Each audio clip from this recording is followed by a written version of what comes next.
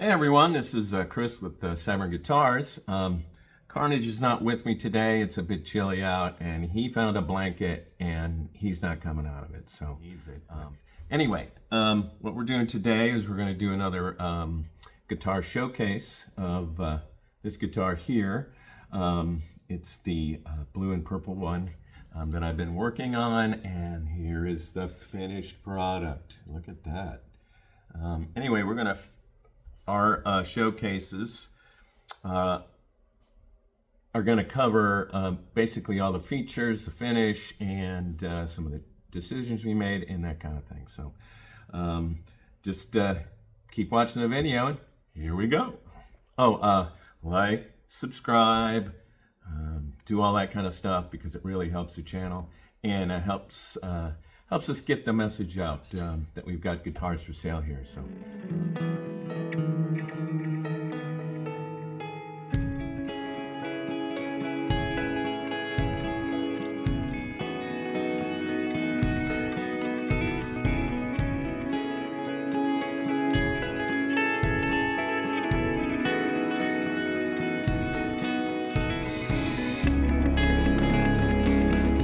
Hey everyone, this is a showcase for this Severin Rogue blue and purple model. So I'm going to go over the colors, and then we'll get into all the details of the guitar.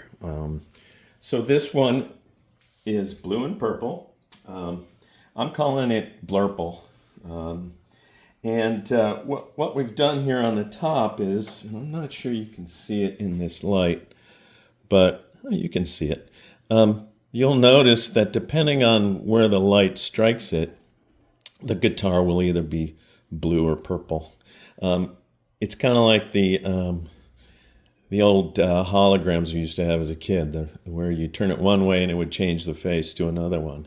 It just looks like it has depth on the surface. So, and we have matching pickup rings, and then buttons that match the body. You'll see they have sapele and then a maple cap, just like the body. So, and then over here, I like to make sure that my headstocks match. And look at that flame maple there.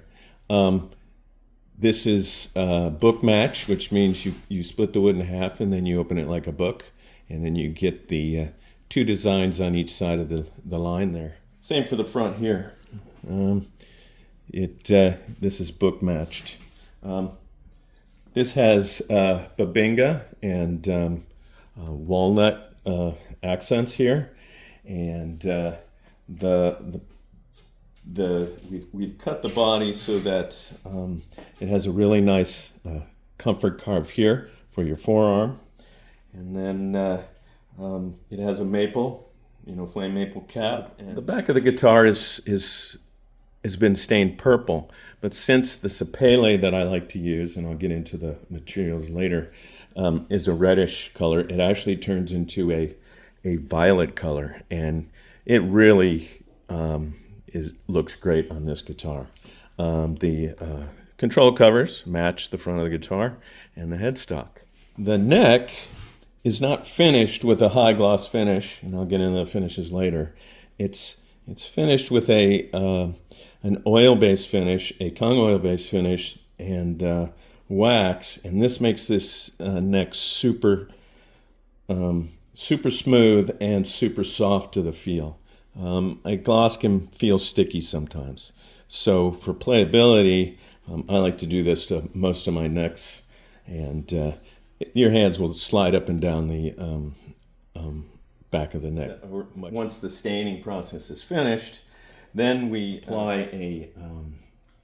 a hard shell urethane finish. We apply enough coat so we have a deep finish, and then we buff that back with compound, and then we apply a coat of Odie's wax. Right now we're using a bolt-on neck. See this? So we used a bolt-on neck with the ferrules here. I like to use these because it allows me to configure the back here to whatever we want. So giving you a really good finger access to the higher frets on the guitar.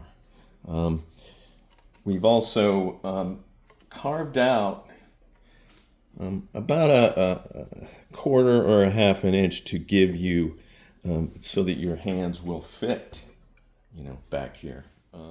Let's talk about our headstock design.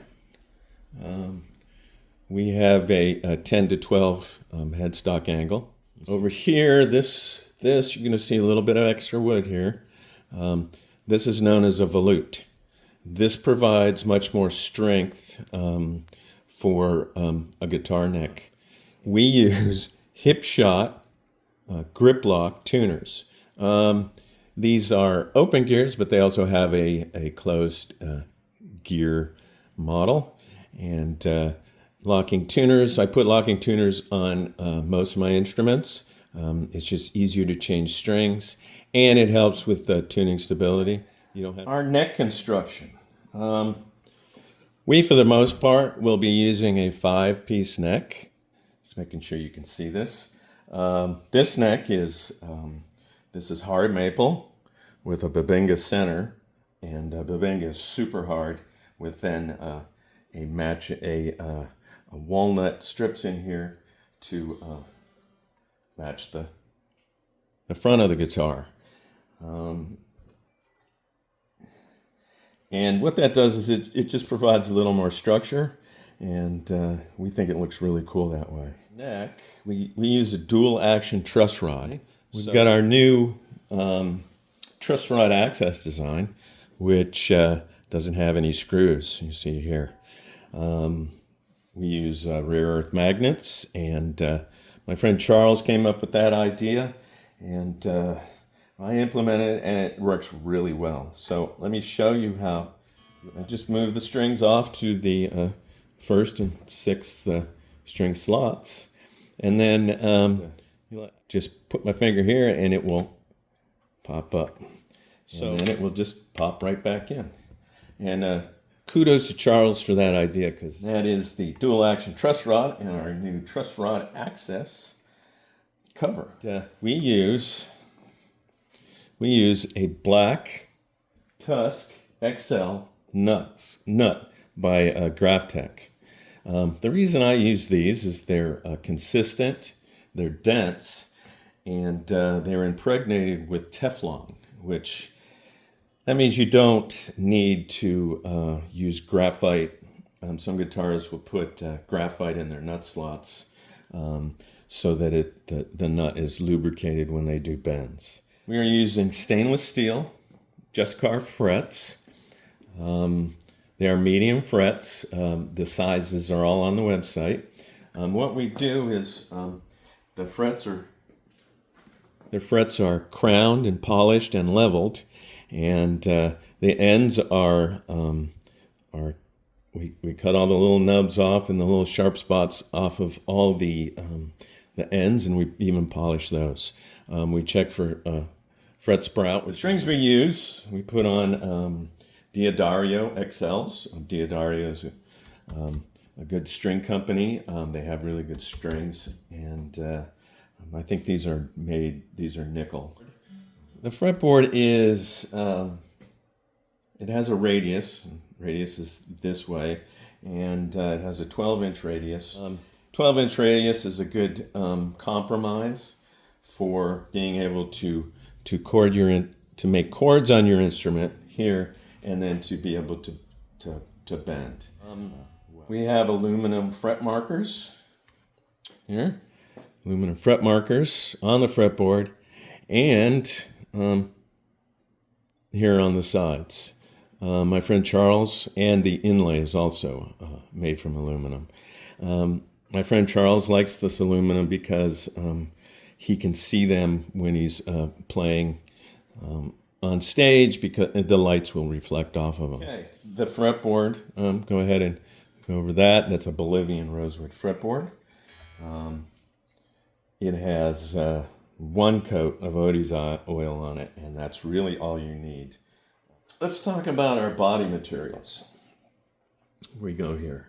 And this is a really good example of why I like to use Sapele mahogany. Sapele is a African mahogany. That's this here. It has some really nice ribbony looking grain in it, but it takes stain really well. Let's do a close-up of that. Yeah, see how it's shiny, and you can see the depth of the wood there. I really like that wood. This is a babinga strip in the center, and this is maple, hard maple to match the neck. Let's talk about the design of the body a bit here. Let's talk about the comfort areas in the back, and then we'll look at the front here. The back, we've got a nice belly curve. It makes it comfortable. And then we have a curve here that allows it to sit in your lap well. And I like to put bevels all around because it just feels, to me, better. On the front here, I put an extra large bevel in angle here for your forearm. Let's talk about the control cavities. So if you notice here, no screws, and sometimes these are difficult to get out. Yeah, it comes right out. We have a magnet access to our control cavity. Of course, we finish all sides of the cover, and this cover matches the front, even with the faux binding on it. Okay, you see the little rare earth magnets, and here our control cavities are painted with an electric shielding paint. Okay, great. So, and it just pops right on. Let's talk about the controls on the guitar. Make sure you can see this. Okay. So what we have here is one volume, and we position this close to your strumming hand so that if you need to turn down the volume quick or do a certain effect, it's within pinky range so that you can twist it here. And that's another feature that my friend Charles, the musician, came up with.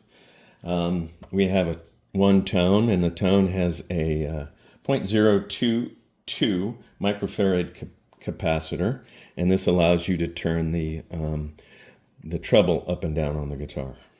This is a 5-way super switch. I use a super switch versus a regular switch because a super switch you can configure in much more different pickup configurations.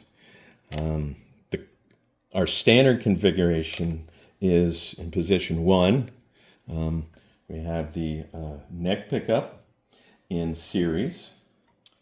So in position 2, we have the outside coils in series. Position 3, or the middle, we have both pickups in series. So the 4th position on the switch is the inner coils in series. And the last position is the bridge pickup in series.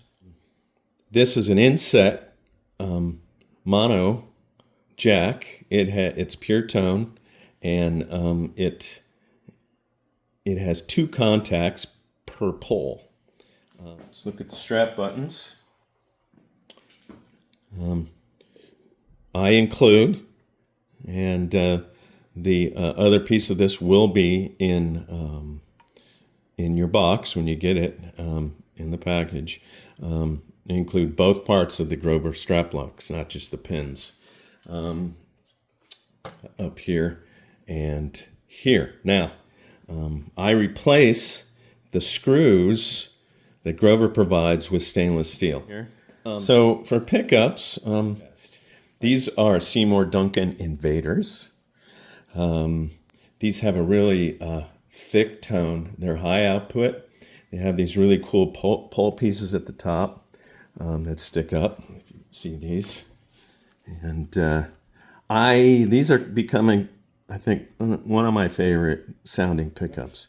And I really like this hip shot bridge. Okay?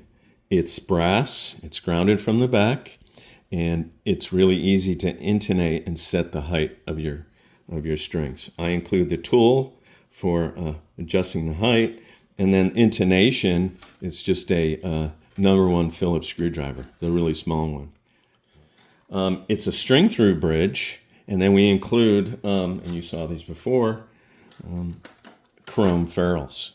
Hey everyone, appreciate that you watched the video to the end.